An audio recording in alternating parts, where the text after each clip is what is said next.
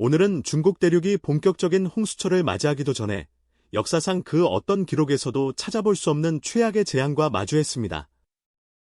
시속 200km가 넘는 괴물 같은 위력의 제치로 태풍 위파, 워퍼가 중국 남부 지역을 강타한 직후 인류 최대의 토목공사라 불리던 산샤댐이 불과 3초라는 믿을 수 없는 시간 만에 처참하게 붕괴했습니다. 댐이 터져나가며 풀려난 수백억 톤의 물은 거대한 인공 쓰나미가 되어 하류 지역을 휩쓸었고 코로나19의 발원지였던 인구 1000만 도시 우한은 단 하룻밤 사이에 지도에서 완전히 사라졌습니다. 이번 참사는 이미 예견된 비극이었습니다. 태풍 위파가 중국 남부로 접근해 올 때부터 국제사회와 일부 양심적인 중국 내부 전문가들 사이에서는 극도의 불안감이 확산되고 있었습니다. 이번 태풍의 경로가 이례적으로 산샤댐에 직접적인 영향을 미칠 수 있다는 우려가 제기되었기 때문입니다. 특히 최근 몇 달간 위성 사진 분석을 통해 산샤댐의 구조물이 매일 눈에 띄게 변형되고 있으며 댐벽 곳곳에서 미세한 균열과 함께 누수 현상이 관측된다는 충격적인 보고서가 비공식적으로 유출되기도 했습니다. 하지만 중국 당국은 이러한 경고를 서방 세력의 악의적인 흔들기이자 근거 없는 유언비어라며 일축했습니다. 오히려 국영 매체를 총동원하여 산샤댐은 만년의 홍수에도 끄떡없는 철옹성이라며 연일 안전을 과시하는 선전 활동에만 몰두했습니다. 국민들을 안심시키려는 정부의 공허한 외침이 계속되는 동안 댐 내부에서는 시한폭탄의 초침이 빠르게 흘러가고 있었던 것입니다. 그리고 마침내 운명의 날, 태풍 쥐파가 몰고 온 기록적인 폭우는 산샤댐 상류에 시간당 수백 밀리미터의 물을 쏟아부었습니다. 이미 변형으로 인해 구조적 한계에 다다랐던 댐은 급격히 불어난 엄청난 수압을 견뎌내지 못했습니다.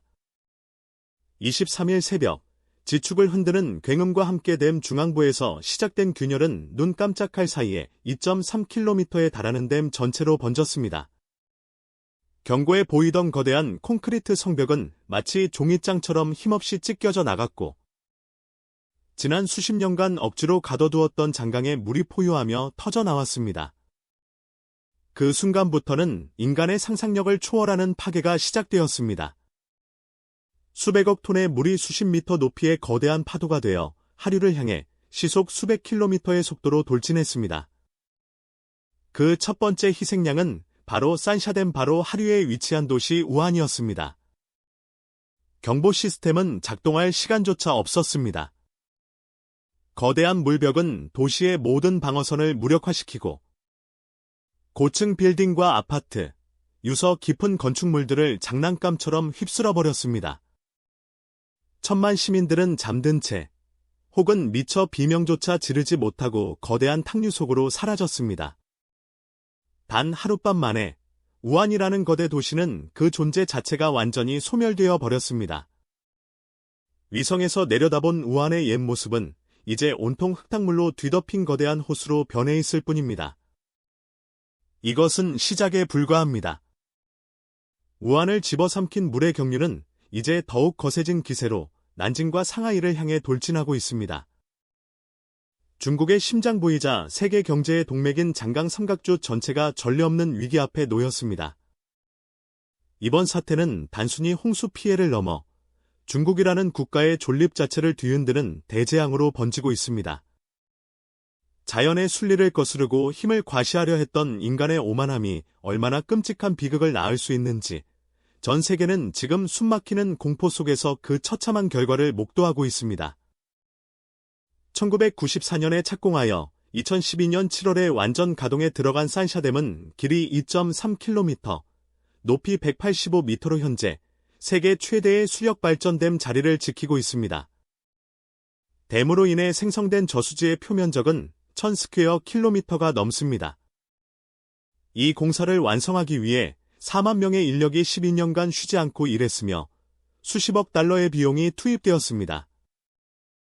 중국 정부와 많은 국민은 이 거대한 콘크리트 구조물을 매우 자랑스러워합니다.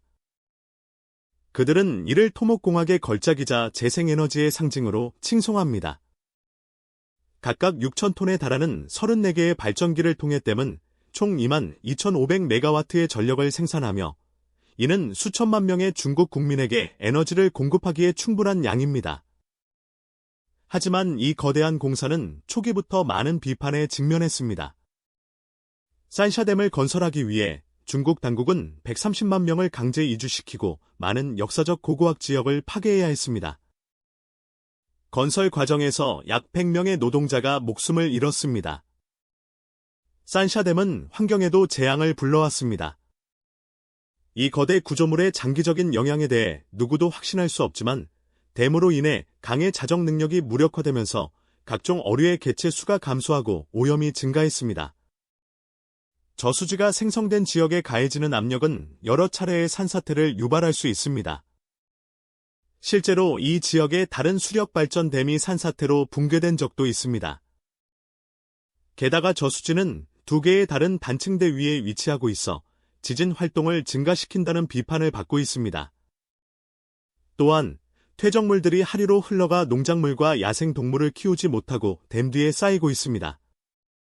설계 엔지니어들이 이 퇴적물의 일부를 댐 너머로 흘려보내는 방법을 고안했지만 약 30에서 60%는 여전히 댐 뒤에 갇혀있는 것으로 추정됩니다.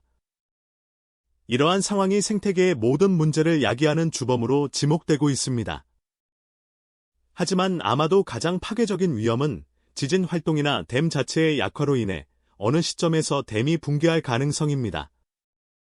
만약 이런 일이 발생한다면 전례 없는 수준의 홍수를 일으킬 것입니다. 이 끔찍한 시나리오가 현실화된다면 엄청난 수압으로 인해 끔찍한 쓰나미를 일으켜 양쯔강 하류 지역 전체를 쓸어버릴 수 있습니다. 이는 또한 중국을 심각한 전력난, 경제 붕괴, 그리고 질병의 대유행으로 몰아넣을 것입니다. 우한이 지도에서 사라지고 장강 하류가 거대한 죽음의 강으로 변해버린 지금, 간신히 살아남은 생존자들과 중국 전역의 국민들은 슬픔을 넘어선 극도의 분노와 배신감에 몸서리치고 있습니다. 특히 재앙 직전까지도 댐은 안전하다는 거짓말을 앵무새처럼 반복했던 정부를 향한 분노는 통제 불가능한 수준으로 치닫고 있습니다. 공식적인 언론 통제가 무색하게 웨이보와 더우인 등 소셜미디어에는 필사의 탈출에 성공한 생존자들이 올린 지옥도 같은 현장 영상과 함께 피를 토하는 듯한 절규가 쏟아지고 있습니다. 내 눈앞에서 아파트가 통째로 떠내려갔다. 정부는 우리에게 대피할 시간조차 주지 않았다. 이것은 천재가 아니다. 명백한 살인이다. 시진핑과 공산당은 이번 사태의 책임을 져야 한다. 철옹성이라던 산샤댐이 어떻게 3초 만에 무너질 수 있나? 부실공사와 부패가 내 가족을 죽였다. 와 같은 글들은 당국의 필사적인 삭제 작업에도 불구하고 끊임없이 다시 올라오며 수억 명의 공감을 얻고 있습니다. 특히 우한 외곽의 고지대로 피신한 일부 생존자들은 정부의 거짓말에 대한 진상규명위원회를 자발적으로 결성하고 이번 사태를 국제형사재판소에 제소해야 한다는 주장까지 하고 있습니다. 이들은 중국 정부는 자국민을 대상으로 한 최악의 범죄를 저질렀다며 우리는 더 이상 저 살인마 같은 정부를 믿지 않는다. 국제사회가 우리의 목소리를 듣고 진실을 밝혀달라고 호소하고 있습니다.